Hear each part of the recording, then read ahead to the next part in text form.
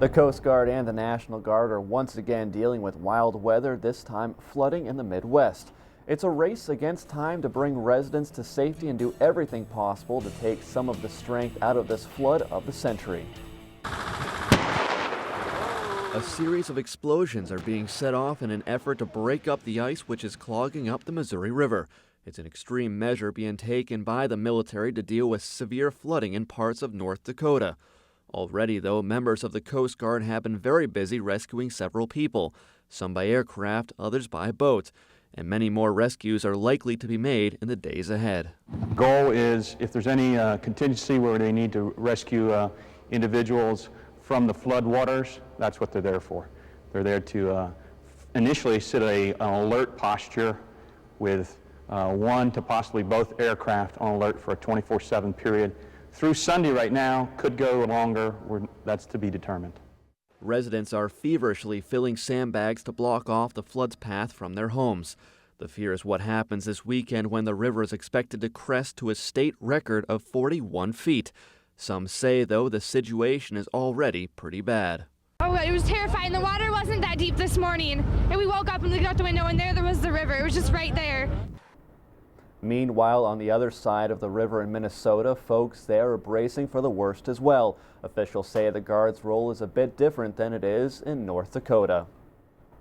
They're primarily being used to transport sandbags and provide traffic control points in order to help neighborhoods remain secure. Though many states are feeling the brunt of this spring storm, North Dakota is the only one so far to be declared a federal disaster area. Residents in Fargo are really feeling the force of the raging flood waters. Hundreds of National Guardsmen are on the scene there, doing what they can to minimize the water's damage. Captain Penny Ripperger reports from Fargo. The North Dakota National Guard was notified, processed, and proceeded to Sandbag Central. Initially, filling sandbags along with other volunteers from the city was their main task. You know, we've got about 225 guardsmen that are going to start on, are already well underway, as you can see, in making these 1.5 million sandbags, okay? But we also want to get the message out that we want volunteers. Initially, the goal was to make 250,000 sandbags a day, running 24/7 to reach the 1.5 million bag goal. Although, like the Red River, these numbers keep rising. I've been doing this. It's my probably third or fourth activation for emergencies. I just love being in the Guard. This is my retirement month. I'm supposed to be done. This is my last drill, but I'll be here probably until the end. As directed by the Governor of North Dakota, the Guard will continue to provide command and control personnel and equipment for security, high-wheel transportation, dike construction and maintenance, sandbagging, power generation, and water pump missions in support of local government efforts to minimize the impact of severe flooding threats. The North Dakota National Guard is just one part of a huge state operation. I'm Captain Penny Ripperger for the National Guard. In all, at least 1,200 guardsmen have been called in to deal with the flooding in North Dakota and Minnesota, as well as South Dakota, Wyoming, and Montana. The pilot of an F-22 was killed when his plane crashed Wednesday morning northeast of Edwards Air Force Base in California. According to the Air Force, David Cooley was a 21-year veteran of the force and worked as a test pilot with Lockheed Martin. He was employed at the 411th Flight Test Squadron 412th Test Wing at Edwards. Base officials say the Raptor was on a test mission when it went down about 35 miles from Edwards. First responders took Cooley from the crash scene to a nearby hospital where he died. A board of officers will now investigate the incident. A top NATO deputy and former commander in Afghanistan is being considered to take the job of ambassador in Kabul.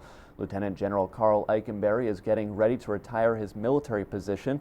At his confirmation hearing, he told the Senate Foreign Relations Committee a terrorist presence in Pakistan combined with a lack of U.S. troops has resulted in the current upswing in violence. We've not had sufficient military forces on the ground inside of Afghanistan, which has led then to an inability of providing security, especially in eastern and southern Afghanistan. There has been a lack of effort or insufficient effort, as I said in my opening statement, about efforts to build the Afghan National Army and Afghan National Police. If confirmed, General Eikenberry will replace William Wood, who served as ambassador to Afghanistan for the past 2 years. At the same time insurgents continue to operate in Afghanistan, pirates continue to wreak havoc off the coast of Somalia. 2 European-owned ships have been hijacked in the last 24 hours. U.S. Navy officials say a third vessel was attacked, but her crew was able to evade the pirates. A coalition of navies led by the U.S. is operating in the Gulf of Aden to help deter such attacks. Earlier in March, members of Joint Task Force 151 rescued a Vietnamese ship from pirate capture. The waters off the coast of Somalia cover more than 750,000 square miles. Coming up next, thousands of additional U.S. troops are deploying to Afghanistan. What the top commander there says they'll need to do to move the country forward. But first, coming to Korea, new incentives and top training are making a tour in the ROK more beneficial than ever before. We'll explain why.